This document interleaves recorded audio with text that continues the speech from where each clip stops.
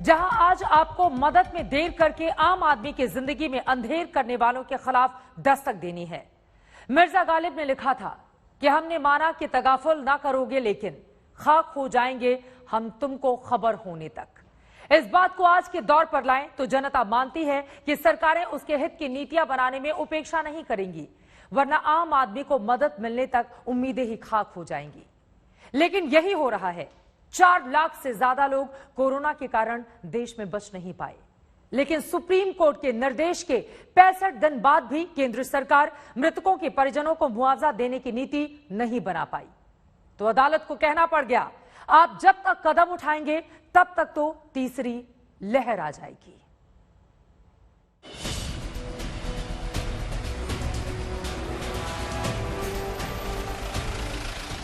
ये स्लॉथ है। इसकी चाल देखकर समझ लीजिए कि ये दुनिया में सबसे धीमे चलने के लिए पहचाना जाता है। स्लॉथ प्रति मिनट सिर्फ 1.8 मीटर ही चलता है। लेकिन सवाल है कि क्या सरकारें अमेरिका में पाए जाने वाले इस सुस्त, आलसी, शाकाहारी जीव से भी ज्यादा लचर होकर, सुस्त होकर नीतियों पर कदम बढ़ाती हैं?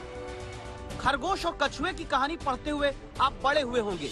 कहानी का संदेश भूलकर ये सोचिए कि कहा जाता है कछुआ अपनी सुस्त चाल के कारण 15 मिनट में 100 मीटर चल पाता है। लेकिन आज का दस्तक देता सवाल जनता का ये है कि क्या हमारे देश में सरकार की फैसला लेने की गति कछुए से भी ज्यादा धीमी है?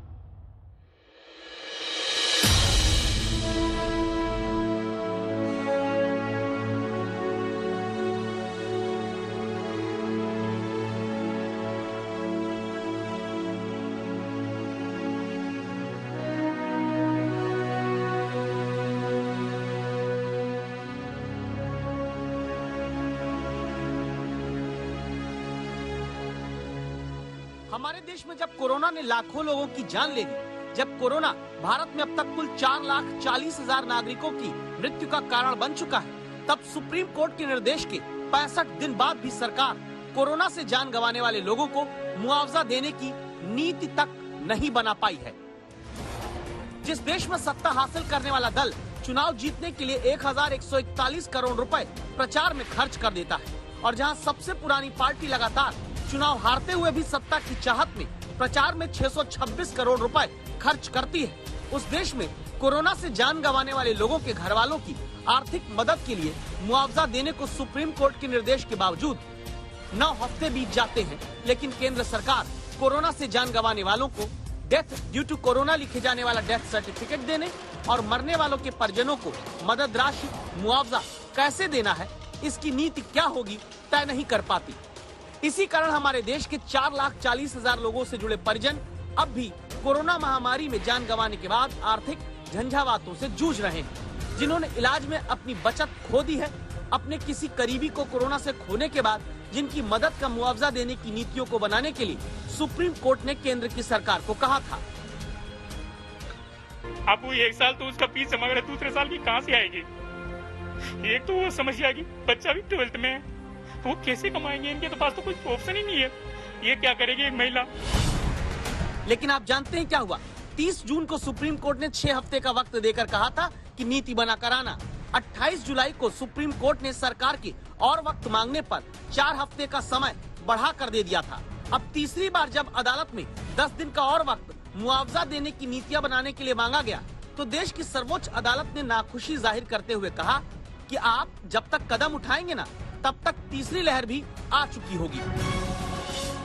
तो सवाल है सीधा सा कि कोरोना से जान गंवाने वाले लोगों को क्या सिर्फ जुबानी श्रद्धांजलि देकर सरकारें काम चलाना चाहती हैं? अगर नहीं, तो क्या अब 11 सितंबर तक यानी अगली तारीख तक देश में कोरोना संक्रमण से जान गंवाने वाले लोगों के घर वालों को मुआवजा देने की नीति सरकार सुप्रीम कोर्ट में लाएगी, या फिर मोहलत और दिनों की मांग कर मदद को टरकाया जाएगा? संजय शर्मा, दिल्ली आज तक। अब आप दस्तक देते हुए सोचिए कि कब नीतियां बनेंगी, फिर कब उनके आधार पर किन लोगों को मुआवजा देना है वो चुने जाएंगे। इसके बाद कब तक उन्हें आर्थिक मदद का मुआवजा दिया जाएगा। तो क्या यही उत्तर प्रदेश में भी हुआ, जहां पंचायत चुनाव में कोरोना के भीषण संक्रमण काल में ड्यूटी के दौरान संक्रमित होकर जान गंवाने वाले बहुत से सरकारी शिक्षकों के घर वालों को सरकारी मुआवजे के लिए लंबा इंतजार करना पड़ रहा है, क्योंकि चुनाव के 4 महीने बाद अब जाकर सरकार ने मुआवजे की राशि जारी करने का आदेश दिया।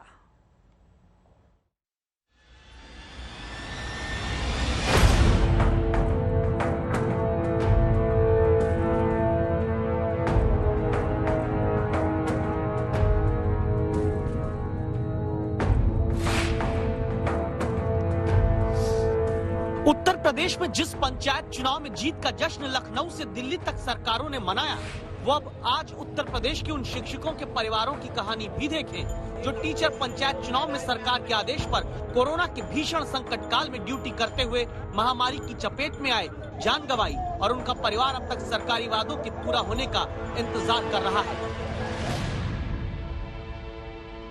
एक माँ है, माँ की गोद में बैठी बेटी, साथ में बेटा खड़ा है। घर में असहाय होते जा रहे रिटायर्ड पिता हैं। छोटा सा सवाल भी जानकारी के लिए पूछने पर रोने के लिए लाचार हो चुकी मां है और बेटी की गोद में उनके शिक्षक पिता की तस्वीर। 37 साल के संतोष लखनऊ में मलिहाबाद के प्राथमिक विद्यालय में सहायक शिक्षक थे। इनकी फोटो पर माला इसीलिए लगी क्योंकि पंचायत चुनाव के दौरान यूपी में कोरोना के भीषण संक्रमण काल में ड्यूटी करते हुए वायरस की चपेट में आए। घर लौटे तो 26 अप्रैल को फेफड़ों को इतना चपेट में कोरोना ने लिया कि ऑक्सीजन की कमी ने जान ले ली। शोभा की मांग का सिंदूर मिट गया, लेकिन 4 महीने बीतने के बाद भी इन तक सरकार की तरफ से आर्थिक सहायता वाली मदद का रुपया नहीं पहुंचा। बहुत दुख होता है, बस ससुर की वही पेंशन है, उसी से चलता है और बहुत परेशानी होती है। बच्चों को पढ़ाना नहीं सोचे थे हम, ऐसा हमारे सामने ऐसा दिन आएगा। शिक्षक संतोष के घर की ये तस्वीरें बताती हैं कि परिवार उनके जीवित रहते कितना खुश था। संतोष कुमार के परिवार की खुशियां तब चली गईं जब यूपी में अप्रैल में 4 चरणों में कोरोना के वक्त ही किए गए पंचायत चुनाव में संतोष की ड्यूटी लगी। संतोष जैसे सैकड़ों शिक्षकों ने जान गंवाई, लेकिन फिर परिजन आरोप लगाते हैं कि शिक्षा विभाग ने ही इन परिवारों से पल्ला झाड़ना शुरू कर दिया।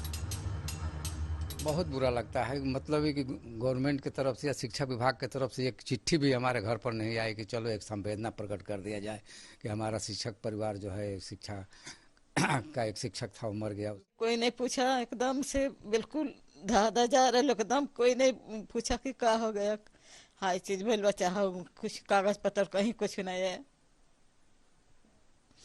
कैसे घर चल रहा है बहुत स्थिति इस समय? घर कैसे चले, पेंशन मिले तो वो चले नहीं।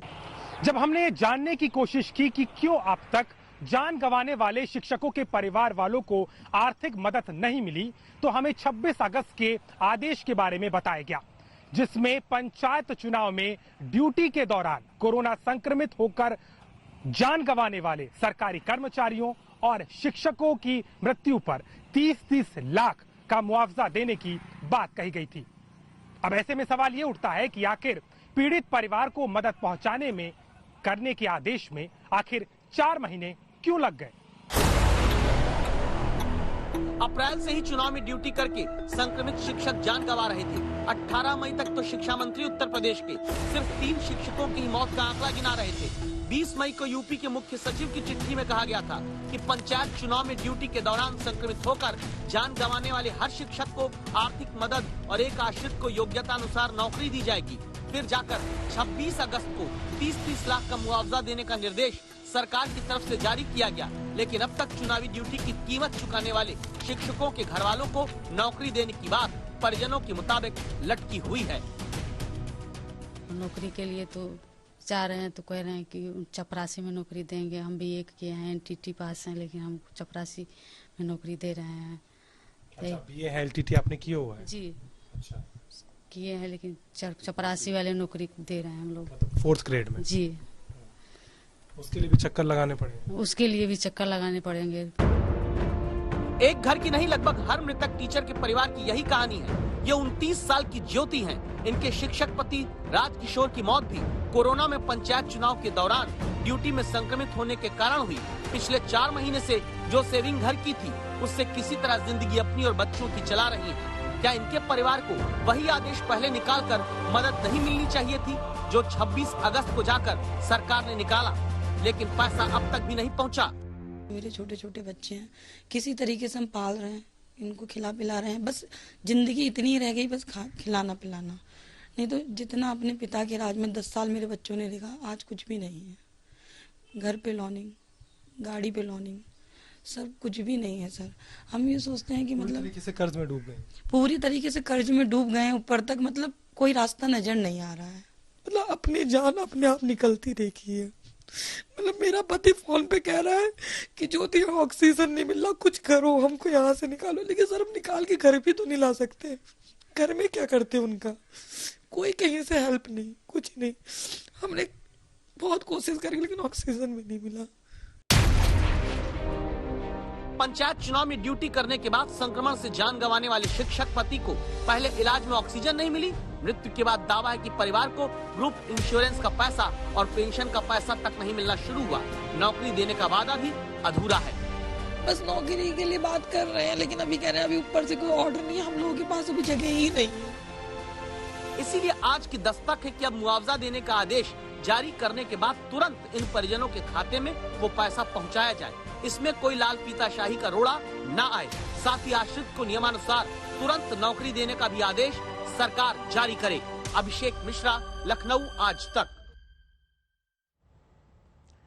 खाक में तो वो गाय भी मिल जा रही है जिनके प्रति संवेदनाओं का सैलाब सियासत में उठता है, जिन गायों को बचाने के नाम पर हिंसा तक हो जाती है। वही गाय मध्य प्रदेश के पशुपालन मंत्री के घर के जिले में चारे की कमी और चारे का पैसा ना मिलने के कारण जिंदा नहीं रह पा रही। जब इलाहाबाद हाईकोर्ट कहता है कि गाय को भी मौलिक अधिकार मिलना चाहिए, तब इन तस्वीरों को देखना जरूरी हो जाता है, जिन्हें पूरी तरह साफ करके हम आपको दिखा भी नहीं सकते। जब इलाहाबाद हाईकोर्ट कहता है कि गाय को राष्ट्रीय पशु घोषित किया जाना चाहिए, तब मध्य प्रदेश से आई ये तस्वीरें चौंकाती हैं, जहां दावा है कि राज्य के ही पशुपालन मंत्री के घर के जिले बड़वानी की गौशाला में चारे का पैसा न मिलने के कारण आधे से ज्यादा गोवंश की मृत्यु हो गई। चारा की कमी। कैसे मर रही गाय, कब कब मरी? रोज मर रहे, दो तीन रोज मर रहे। क्यों मर रही है गाय? चारा की समस्या है इसलिए वो मर रहे। अभी क्या व्यवस्था है आज की स्थिति में चारे की? आज की व्यवस्था तो है नहीं हमारे पास। 6 महीने तक तो हम बैंक लोन से उठाए और चारा की व्यवस्था कर चुके, पर अभी तो है नहीं। पशुपालन मंत्री के गृह जिले की इस गौशाला में दावा है 125 गाय थी, जिनमें से अब सिर्फ 30-40 ही बची है। और जब गाय को बचा नहीं पाए तो अधिकारियों का जवाब है कि अब चारे का पैसा दिलाने का काम जल्दी करेंगे। हमने यहाँ से पेमेंट के लिए भी उसको फास्ट फॉरवर्ड कराने के लिए भी प्रोसेस कर दिया है। जिला पंचायत सीओ साहब से भी इस संबंध में चर्चा करके उनका पेमेंट के लिए वहाँ से अप्रूवल ले लिया है। मध्य प्रदेश में 1200 गौशालाओं को सरकार को चारे का पैसा देना होता है, लेकिन मार्च तक हालत ये थी कि 150 करोड़ का बजट मांगने पर 60 करोड़ रुपए देने का ही ऐलान हुआ। शायद यही कारण है कि गायों पर राजनीति तो खूब होती है, लेकिन गाय से वोट दूकर उनके चारे का इंतजाम भी सिस्टम में सरकार अटका देती है। आज तक ब्यूरो। खाक हो जाता है जनता का सरकारी ईमानदारी पर विश्वास भी, जब पता चले कि राजस्थान में जिन रिश्वतखोरों को एंटी करप्शन ब्यूरो पकड़ता है, उन्हें फिर आरोपों के मुताबिक सरकार ही बचाने लगती है। तो क्या राजस्थान अब रिश्वत स्थान बन चुका है? ये सवाल आज हमारे संवाददाता शरद कुमार की रिपोर्ट देखने के बाद आपके मन में भी कौंधने वाला है, क्योंकि राजस्थान से ऐसी खबरों की बाढ़ लगातार आ रही है जहां घूस जब तक ना दे जनता, आम आदमी का कोई काम नहीं बनता।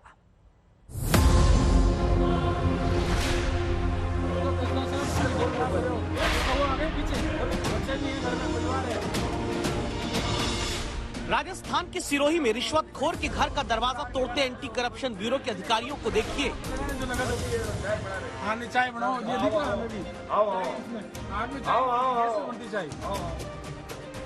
और अपनी घूसखोरी पकड़े जाने के डर से घर के भीतर कुंडी लगाकर रिश्वत के पैसों को आग लगाने वाले भ्रष्टाचारी सरकारी नौकर को भी।